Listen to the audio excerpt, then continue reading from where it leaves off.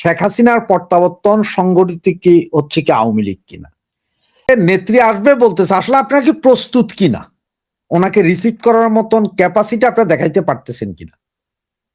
আমি আপনাকে কথা দিলাম সবাই প্রস্তুত রয়েছে। নেত্রী আসার ব্যাপারে কোনো সিদ্ধান্ত যেদিন আসবে, বাঁধ ভাঙা জোয়ারের মতো আমাদের নেতাকর্মীরা বের হবে, পাশাপাশি জনগণ আমাদের সাথে বের হবে। সেরকম পরিস্থিতি আমাদের ফটিকছড়িতে। কারণ হচ্ছে তৈয়ব ভাই, একটা কথা কিন্তু আমরা সবসময় গর্বের সহিত বলি যে সিটেঙ্গা ফোয়া মেডিত ফেললে লোয়া। আরা আসলে লোয়া আছি নাকি আরা ওই জুড়ো গিয়ে দেখানোর দরকার এখন? বৃক্ষ তোমার নাম কি, বলে পরিচয়। আমরা ফটিকছড়ি এখন শুরু করতে পারতেছি না, এই কারণে সারা বাংলাদেশে যখন এই পরিস্থিতি, শুধু ফটিকছড়ি বের হলে তো কোনো রেজাল্ট আসবে না। সমন্বিত সারা বাংলাদেশের 10, 20টি 50টি উপজেলা যদি একসাথে কাজ শুরু করি, সেক্ষেত্রে আমাদের কার্যক্রমটা দৃশ্যমান হবে এবং সেটা এফেক্টিভ হবে। পাবলিক চাইতেছে, কিন্তু কেউ একজন দাঁড়াইলে পাবলিক তার পিছনে দাঁড়ায় যাবে। আপনি যদি একটু খেয়াল করেন, আপনি এটা খেয়াল করছেন কিনা জানি না, ওই দিন সাবের হোসেন চৌধুরীকে দেখার পরে তোফায়েল ভাইয়ের জানা যায় মিছিলটা খেয়াল করছিলেন আপনারা? ছেলেদের সে কি উত্তেজনা! মোশাররফ ভাইটা দেখেন, ওখানে তো কোনো নেতা ছিল না, এখানে তো সাবের ভাই ছিল। হ্যাঁ, ওখানে কোনো নেতা ছিল না, দিনে দুপুরে, তাও দিনে দুপুরে হাজার হাজার পোলাপান।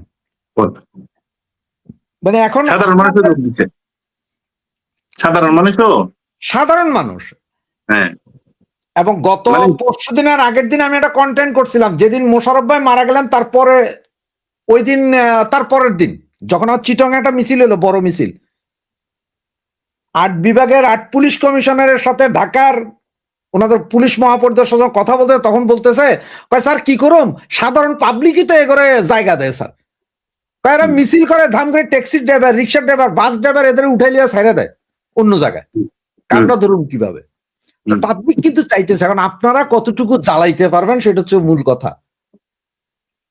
হয়তো আপনাকে আমি সেই ব্যাপারে বিস্তারিত যাইতে পারবো না, কারণ এখানে কেন্দ্রীয় নেতৃত্বের বিষয় আছে। জননেত্রী শেখ হাসিনা তিনি কথা বলেন, তিনি প্ল্যান রেডি করতেছেন, বা তিনার যে নির্দেশনা সেটা অনুযায়ী আমরা কাজ করব।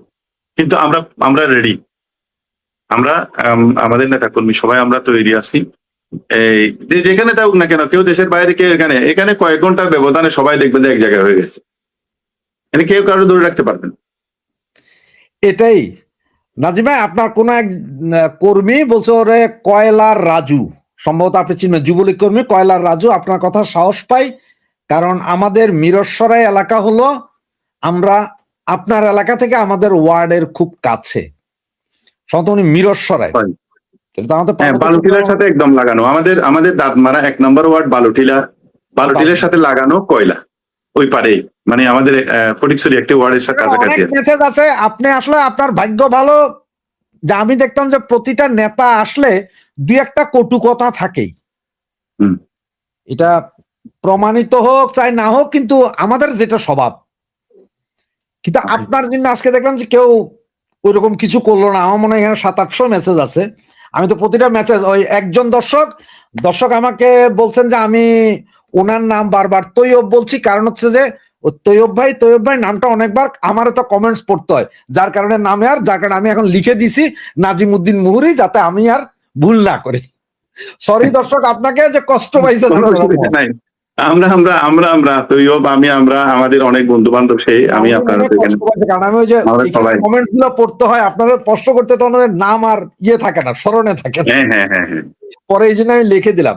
তো নাজিম ভাই, আপনাকে আমরা এরপরে আরো 2-1টা প্রোগ্রামে হয়তো আসতে হইতে পারে আপনাকে, কারণ আমরা বেশ কয়েকটা প্রোগ্রাম আছে। এখন কিছু কেন্দ্রীয় নেতার সাথে আপনাদেরও বসাবো আমরা, যেটা আমি নর্মালি করি, যেটা আমি তৃণমূলের সাথে আমি বসাই।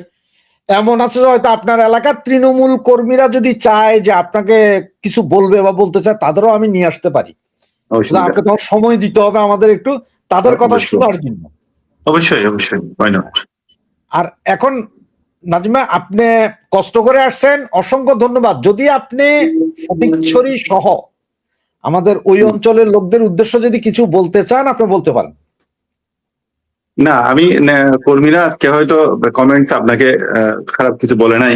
আমি তো তাদের মতো কর্মী, আমি তাদের সাথে রে, আমি কোনো বড় নেতা না, তারা আমার থেকে অনেক দূরে। আমি সবসময় তাদের মধ্যেই বেঁচে থাকি। তারাই আমার সবচাইতে কাছের। তাদের জীবন যেরকম আমার জীবনও সেরকম। আমি নেতা, আমি একটু স্পেশাল, তারা কর্মী, তারা কিছুই না, সেরকম না। তারা যেরকম আওয়ামী লীগের কর্মী, আমিও আওয়ামী লীগের কর্মী। তারা আমার এখানে চাকরি করে না, আমিও আবার কোনো নেতার এখানে চাকরি করি না। আমি দলের কর্মী হিসাবে তাদের জীবনের মূল্য যেরকম মহামূল্যবান, আমি মনে করি আমারটাও সেই তাদের মতোই। আমারটা একটু মহামূল্যবান, তাদেরকে একটু কম, সেরকম না। আমার নেতা কর্মীরা আমার প্রাণ, তাদের সাথে মিশেই আমি নেতা, বা আমাকে তারা যদি বড় ভাই বলে, নাজিম ভাই বলে, না, আমাকে যদি তারা যদি মূল্যায়ন না করতো, আমাকে নাজিম ভাই বলার লোক অনেক কমে যেত। সুতরাং তাদের কাছে আমার সবকিছু নিবেদিত। এখানে তাদেরকে নিয়ে আমাদের শক্তি, সাহস, সবাইকে মিলে আবার আমরা জননেত্রী শেখ হাসিনার শক্তি, সাহস। ইনশাল্লাহ সামনের দিনে আমার ফটিকছড়ি সর্বস্তরের জনগণ, শুধু আওয়ামী লীগের নেতা কর্মী নয়, আওয়ামী লীগের নেতা কর্মী তা আছেই, সর্বস্তরের জনসাধারণ আমাদের সাথে এই জননেত্রী শেখ হাসিনা এবং আওয়ামী লীগকে বাংলাদেশে এনে সবাই মিলে রাজনীতি করার ক্ষেত্র সৃষ্টি হবে।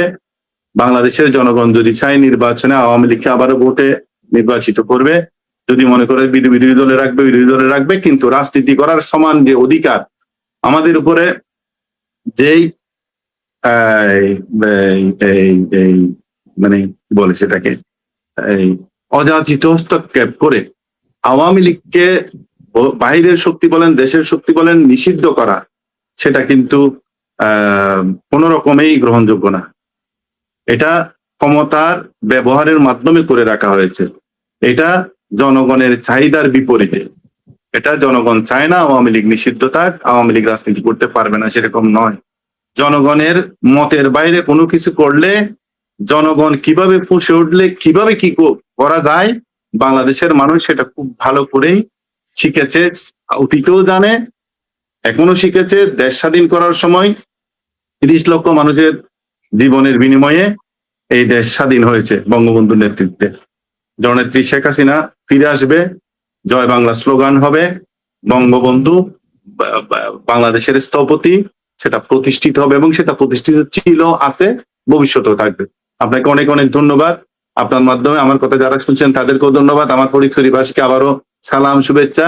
পৃথিবীর যেখান থেকে যারা শুনেছেন সবাইকে সালাম, শুভেচ্ছা জানিয়ে শেষ করছি। জয় বাংলা, জয় বঙ্গবন্ধু। আসসালামু আলাইকুম। সুপ্রিয় দর্শক শ্রোতামণ্ডলী, আপনারা এতক্ষণ যারা আমাদের সাথে ছিলেন, লাইভটি দেখেছেন, প্লিজ ভাই আমাকে দোষারোপ করেন না যে নাজিমুদ্দিন মুহুরী ভাই হয়তো চিটং এর লোক, তার কারণে হয়তো আমি পার্সিয়ালিটি করেছি কিনা, না। কারণ আপনারা কিছু প্রশ্ন করতে পারেন না, আমি ওনারে জিজ্ঞেস করতে পারিনি। সুতরাং আপনারা যা বলেছেন, যা জেনেছেন, আমি যা জানতাম তাই জিজ্ঞেস করেছি। আমি কোনো পার্সিয়ালিটি করি না, কিন্তু ওনার মুখ থেকে শুনলাম একটা কথা আজকে ভালো লাগলো এতদিনে, যে উনি নিজে বললেন যে ভাই আমি নেতা না, আমি একজন কর্মী। এই কথা বলার মতন সাহস খুব কম লোকেরই হয়, খুব কম লোকের হয় এই কথা বলার মতো সাহস।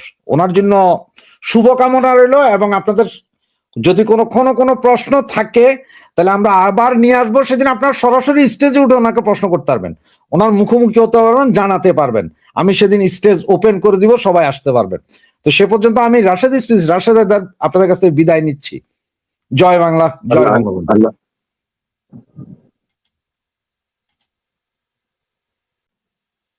প্রেক্ষাপট ভিন্ন। তখনকার সময়ে আমরা স্বাধীনতার চেতনায়, স্বাধীনতা বিরোধীদের বিরুদ্ধে আমাদের অবস্থান ছিল। আমাদের ৫৭ জন নেতাকর্মী ফটিকছড়িতে জীবন দিতে হয়েছে। আমাদের যুবলীগ, আওয়ামী লীগ, ছাত্রলীগের নেতাকর্মী জীবন দিতে হয়েছে। বিভিন্নভাবে আমরা পারিবারিকভাবে, আমি ব্যক্তিগতভাবেও গুলিবিদ্ধ। আপনি হয়তো জানেন, আমি ১৯৯১ সালের ৩১শে মে গুলিবিদ্ধ হয়েছি। জননেত্রী শেখ হাসিনা আমাকে সম্পূর্ণ দায়িত্ব নিয়ে চট্টগ্রামে প্রথমে ট্রিটমেন্ট করে, জননেত্রী শেখ হাসিনা আমাকে নিয়ে, আমিন ভাই সব বিস্তারিত জানে, আমিনুল ইসলাম। একটা সেকেন্ড, আমি জানি না এটা কার নাম লেখছে, একটা কমেন্টস জাস্ট আমি পড়ে শুনাই।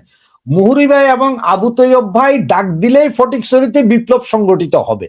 আমি জানি না আবু তৈয়ব ভাই কার কথা বলছেন, মানে অনেকগুলা এই ধরনের কমেন্টস অনেকগুলা, আমি একটা কমেন্ট জাস্ট আপনাকে দেখালাম এখন। যে আপনার তৈয়ব ডাক আমার দিলে আগের উপজেলা চেয়ারম্যান, তৈয়ব আমার আগের উপজেলা চেয়ারম্যান, আমরা সহযোদ্ধা। সে জেলা ছাত্রলীগের সাধারণ সম্পাদক ছিল, আমি জেলা ছাত্রলীগের শিক্ষা ও সাংস্কৃতিক সম্পাদক ছিলাম একই কমিটিতে।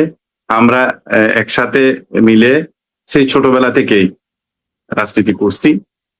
আজকের দিনও ইনশাল্লাহ এক মধ্যখানে কিছু পলিটিক্যাল প্রতিযোগিতা তো থাকে, ওইটা তো থাকে, প্রতিযোগিতা থাকে, হ্যাঁ, এটুকু ছাড়া এখন ইনশাল্লাহ আমরা একসাথে কাজ করছি। আপনার এই তৈয়বের কথা বলতেছে কোনটা, যেটা কি এটা কি ফটিকছড়ির ওইদিকে যে প্রথম যে মিছিলটা হয়েছিল ওনার কথা বলা হচ্ছে কিনা? 5ই আগস্টের পরে একটা মিছিল হয়েছিল আপনাদের ওই অঞ্চলে,